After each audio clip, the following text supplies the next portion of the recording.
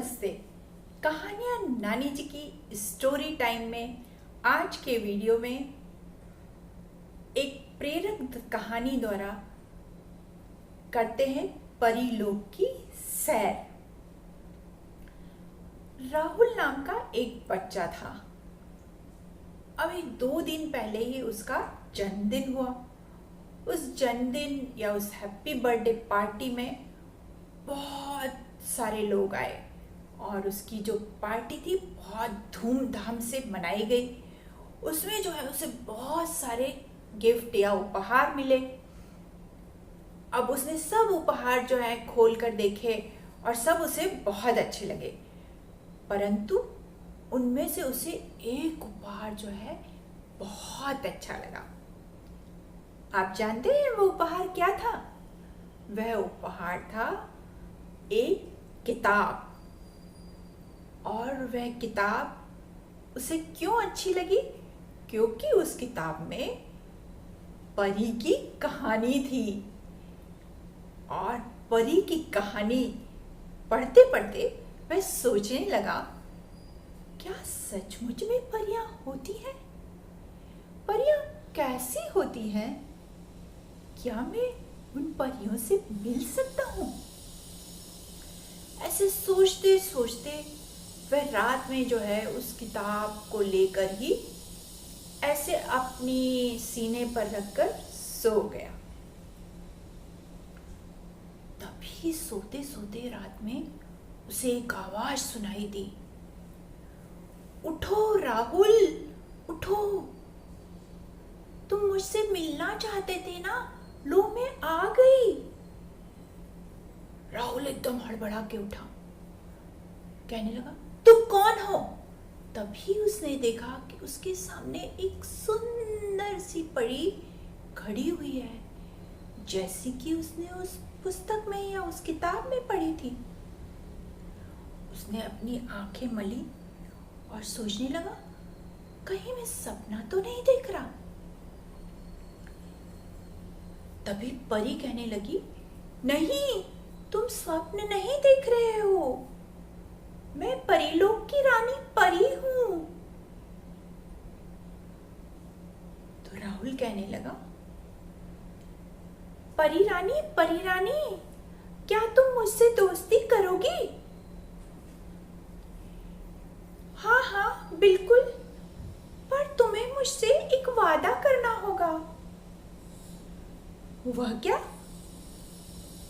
तुम हमेशा अच्छे बच्चे बनकर रहोगे, कभी कोई गलत काम नहीं करोगे, क्योंकि मैं जो हूं अच्छे बच्चों से दोस्ती करती हूं।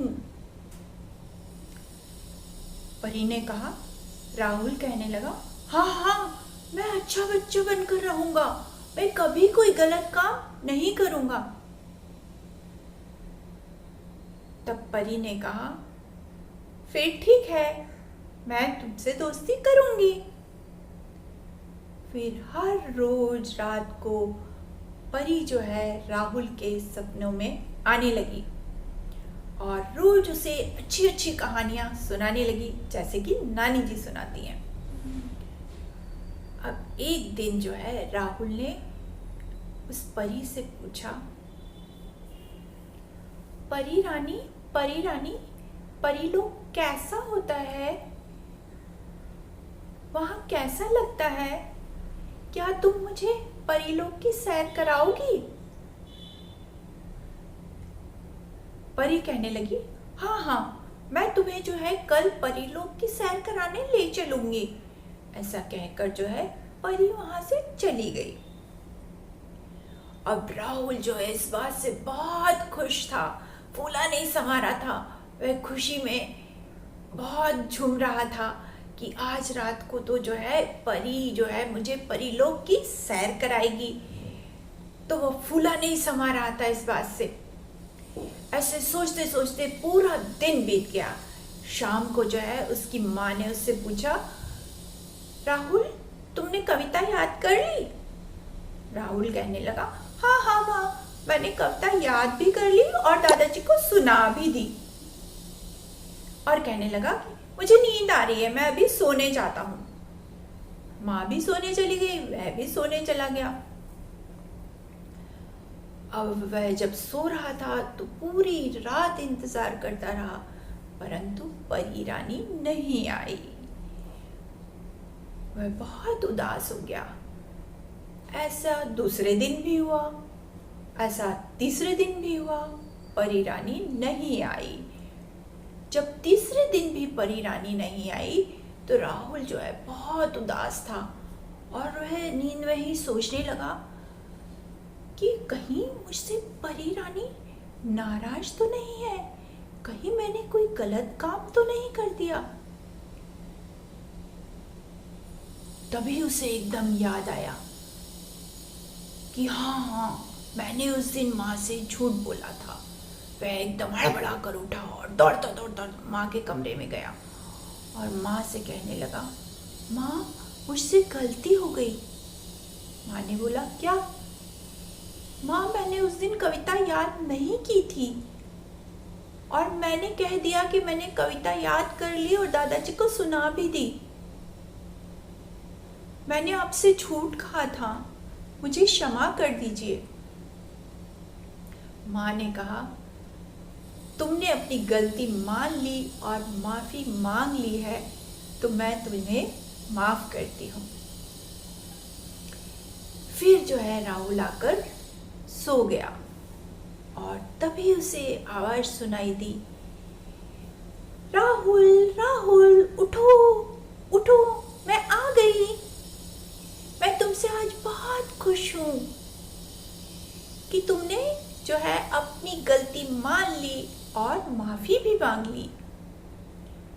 तब राहुल कहने लगा कि जब तुम 2-3 दिन तक मुझे परीलोक की सैर कराने नहीं आई तब मुझे लगा अवश्य मैंने कोई गलत काम किया है और इसीलिए मुझे तुम मिलने नहीं आई हो।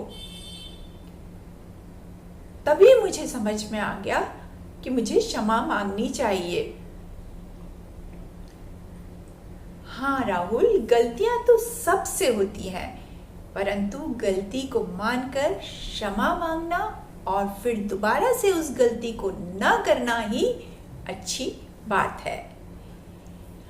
अब चलो आज मैं तुम्हें परीलोक की सैर कराने ले चलती हूँ। और परी जो है राहुल को परीलोक की सैर कराने ले गई।